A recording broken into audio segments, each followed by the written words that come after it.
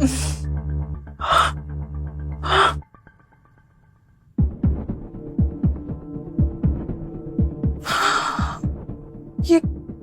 मेरे पेट को क्या हो रहा है? मेरा पेट अचानक इतना बड़ा कैसे हो गया? अनिका की कल कुणाल डोगरा से शादी हुई थी और शादी के तुरंत बाद ही कुणाल दिल्ली चला गया था। पर सुबह जब अनिका की आंख खुली तो उसके पेट का आकार देखते ही देखते किसी प्रेग्नेंट औरत की तरह हो गया।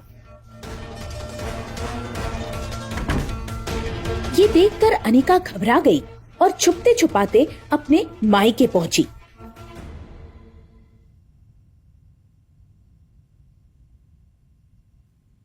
वाह दीदी, तुम तो सुपर फास्ट निकली। कल ही तुम्हारी शादी हुई और आज प्रेग्नेंट भी हो गई। नहीं, मैं प्रेग्नेंट नहीं हो सकती। मुझे आज तक किसी लड़के ने छुआ तक नहीं। अपने छोटे से दिमाग पर ज्यादा जोर मत डालो दीदी। वैसे माँ ने अच्छा ही किया था तुम्हारे साथ। मतलब तुम्हारी प्रेगनेंसी के पीछे भी कुछ लोगों की कड़ी मेहनत छुपी है। पर ये सब हुआ कैसे? जब मुझे किसी लड़के ने छुआ तक नहीं तो मैं प्रेग्नेंट कैसे हो गई? अनिका को कामिनी की बात पर यकीन नहीं हो रहा था, इसलिए वो डॉक्टर के पास पहुंची। पर वहाँ डॉक्टर ने जो उससे कहा उसे सुनकर उसके होश उड़ गए। अनिका, ध्यान से सुनो मेरी बात। तुम माँ बनने वाली हो। डॉक्टर के ये शब्द सुनते ही अनिका की कमजोर आंखें एकदम से चौड़ी हो गई। वो समझ नहीं पा रही थी कि वो आखिर प्रेग्नेंट कैसे हो सकती है। जितनी शॉक्ड अनिका थी उतने ही शॉक्ड उसके पापा भी थे, जो डॉक्टर की बात सुनते ही अनिका पर बरस पड़े। अरे तुझसे कोई शादी करने के लिए तैयार नहीं था। वो तो मेरी हैसियत देखकर डोगरा खानदान तुझे अपनी बहू बनाने के लिए तैयार हो गया, पर तूने तो मेरी इज्जत मिट्टी में मिलाने की कसम खा रखी है। कल ही तेरी शादी हुई है और आज तू कह रही कि तू प्रेग्नेंट है। कुणाल तो शादी के तुरंत बाद दिल्ली चला गया था, तो फिर ये सब कैसे? कहीं शादी से पहले तो तू कुणाल से नहीं मिली थी?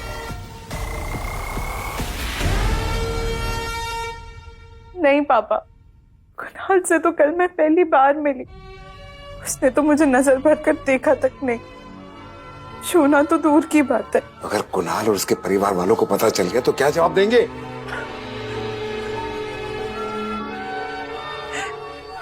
मैंने कोई गलत काम नहीं किया है पापा। मुझे कुछ समझ नहीं आ रहा ये सब कैसे हो गया। देखिए सर, अनिका 4 महीने की प्रेग्नेंट है। 4 महीने से ये सब गंदगी चल रही है और तू हमें अब बता रही है? सच बता, किसका पाप है ये? इतनी मुश्किल से वो लोग हमें उस दलदल से बाहर लाए हैं। अब तेरी वजह से दोबारा मैं उस दलदल में फंसना नहीं चाहता। मेरा यकीन कीजिए पापा, पिछले 4 महीनों में मैंने घर के बाहर कदम तक नहीं रखा। तब अनिका के पापा के फोन पर कुणाल के दादाजी का फोन आया। बेटे, मैं अनिका की प्रेगनेंसी के बारे में जानता हूँ, तुम चिंता मत करो। उसके बच्चे को कुणाल का नाम दिलवाने की जिम्मेदारी मेरी है। मैं किसी भी हाल में कुणाल और अनिका का डिवोर्स नहीं होने दूंगा। कुणाल के दादाजी ने अनिका के पापा से कहा कि वो उसकी डिलीवरी होने तक अनिका को अपने घर में ही रखे, ताकि ये खबर सबसे छुपी रह सके।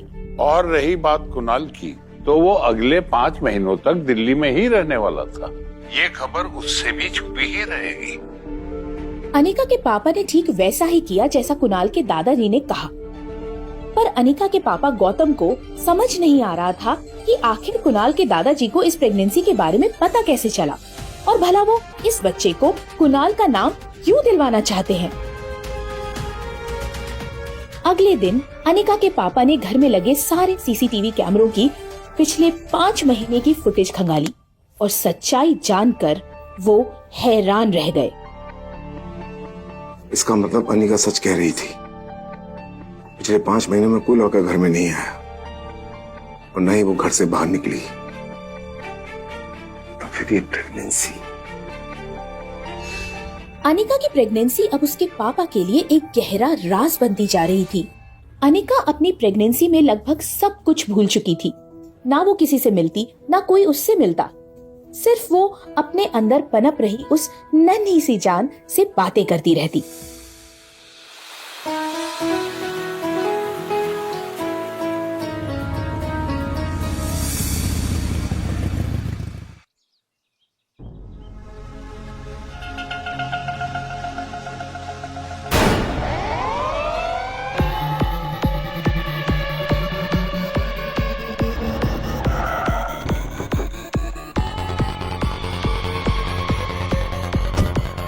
तुम तो 5 महीने बाद आने वाले थे ना। बेशर्मी की भी हद होती है। उल्टा चोर पुलिस से सवाल कर रहा है। अरे कुणाल बेटा, तुमने अचानक फोन किया था कि तुम आ रहे हो। तुम्हारे कॉलेज में छुट्टियां शुरू हो गई क्या? पूरे 4 महीने बाद आया हूं, ये बोल के अपने दामाद का वेलकम करेंगे आप? बेटा वैसे काफी कुछ बदल गया है यहाँ पे। आओ बेटा, अंदर चल के बात करते हैं। देखो कुणाल, तुम ये शादी तोड़ना चाहते हो, मैं समझ सकता हूं। जो बात तुम समझ सकते हो वो मेरे बूढ़े दादाजी नहीं समझ सकते ना। इसने मेरी शादी करवा दी और आप चाहते हैं इस बच्चे को अपना नाम दूं। एक तो इसको मेरे गले बांध दिया, पता नहीं किस बात का बदला ले रहे हैं मुझसे। और इसकी शक्ल भी देखता हूं ना तो मुझे ऐसा लगता है कि ऐसे कौन से गुनाह की सजा काट रहा हूं जो मैंने किया ही नहीं।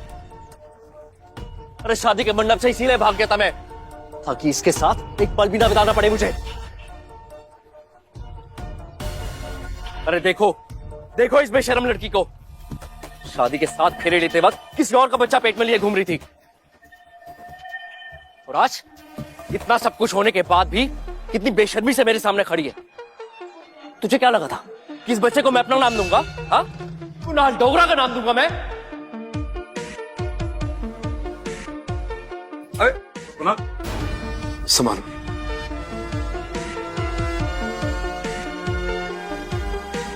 मैं इस शादी को नहीं मानती।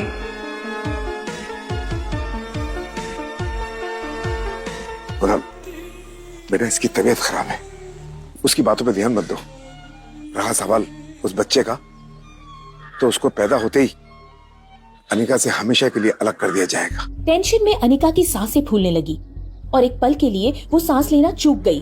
ठीक उसी पल अचानक अनिका के पेट में बहुत जोर से दर्द शुरू हो गया। दर्द के मारे अनिका एक झटके से अपनी पीठ के बल गिरी और ओझल होती आंखों से उसने देखा कि गौतम दौड़कर उसके पास आ रहा था। गौतम ने हड़बड़ी में फोन करके एम्बुलेंस को भी बुला लिया था। अनिका ने देखा कि 2 फूल जैसे प्यारे बच्चे उसके बगल में लेटे हुए थे। ये जुड़वा बच्चे थे जिन्हें अनिका ने जन्म दिया था। इनमें से एक लड़का और एक लड़की। उन बच्चों को देखकर अनिका अपने सारे गम भूल गई।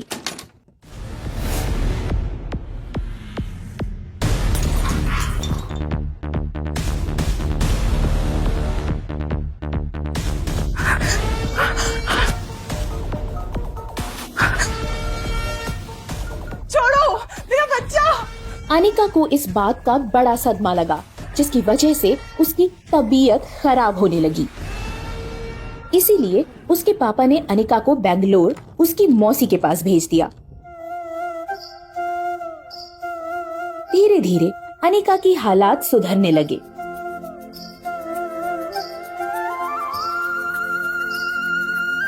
और उसने अपनी बेटी के साथ एक नई जिंदगी शुरू की।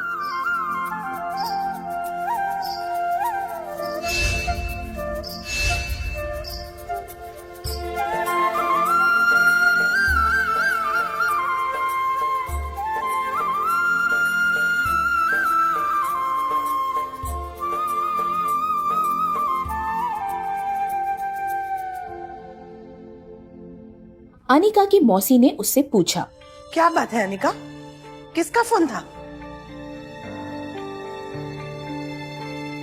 पापा का कॉल था, मुझे मनाली जाना होगा। पर यूं अचानक? मुझे नहीं पता, बोला है कि अर्जेंट है और जब मैं पहुंचूंगी तभी बताएंगे। यूं तो अनिका मनाली के नाम से ही घबरा जाती थी, क्योंकि उसके अतीत की बुरी यादें उस जगह से जुड़ी हुई थी और वो नहीं चाहती थी कि उसके अतीत की परछाई उसकी 6 साल की मासूम बेटी रिया पर पड़े। पर आज अनिका ने फैसला किया कि वो अपने डर का सामना करेगी।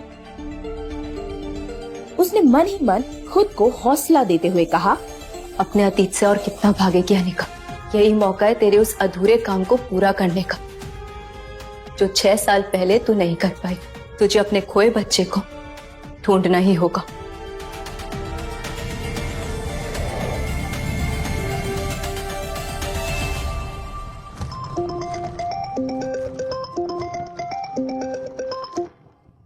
कुणाल तुम्हें लेने एयरपोर्ट आ रहा है, उसके साथ सीधा घर आ जाना। यहां तुम्हें, खैर तुम घर आ जाओ, तुम्हें सब बताता हूं। कुणाल मुझे लेने आ रहा है? पर क्यों? इन 6 सालों में जिस आदमी ने ना मुझे एक फोन किया, एक मैसेज तक भी नहीं किया, तो मिलना क्यों चाहता है? और आखिर पापा कौन सी बात करना चाहते हैं मुझसे? प्रिया, कम।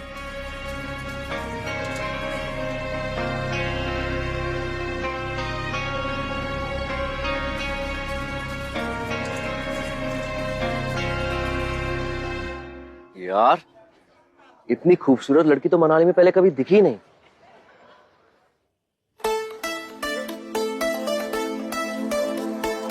Hello miss gorgeous.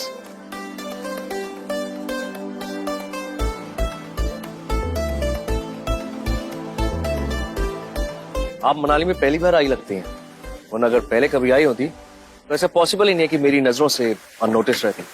अनिका बिल्कुल नहीं चाहती थी कि कुणाल उसे पहचाने, लेकिन कुणाल भी हार मानने वालों में से थोड़ी ना था। मैं हूं ना, आप जहां चाहेंगी मैं वहां छोड़ दूंगा। वैसे ये छोटी सी गुड़िया कौन है? ओह सॉरी, ये आपकी छोटी बहन है, समझ गया। अच्छा, अगर आपको मनाली में किसी भी चीज की जरूरत हो ना तो आप एक नाम याद रखिए, कुणाल डोगरा। किसी से भी पूछेंगी ना, वो मेरे घर तक छोड़ के जाएगा आपको। मिस, अपना नाम तो बताते जाए। Hello miss. पर अनिका बिना कुछ कहे ही वहाँ से निकल गई। इधर कुणाल अब भी एयरपोर्ट पर अनिका का इंतजार कर रहा था। अरे तुम आ गई? कुणाल कहाँ है? अब तो आप बता सकते हैं ना कौन सा अर्जेंट काम है, किस लिए बुलाया मुझे? बेटा तुम्हें 2 पेपर्स पे साइन करने हैं। कैसे पेपर्स? देख बेटा, तू और कुणाल 6 साल से अलग हैं। तुम अपनी लाइफ में खुश हो, वो अपनी लाइफ में आगे बढ़ना चाहता है, इसलिए बेहतर है कि तुम दोनों डिवोर्स ले लो। तुझे डिवोर्स पेपर पे साइन करना है। मैं तैयार हूँ, बताइए कहाँ साइन करना?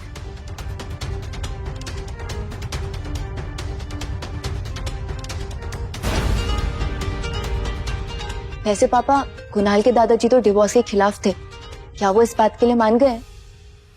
तूने शायद ठीक से सुना नहीं। मैंने कहा था तुम्हें 2 पेपर पर साइन करने, एक डिवोर्स पेपर और दूसरा ये जो कुणाल के दादाजी चाहते हैं।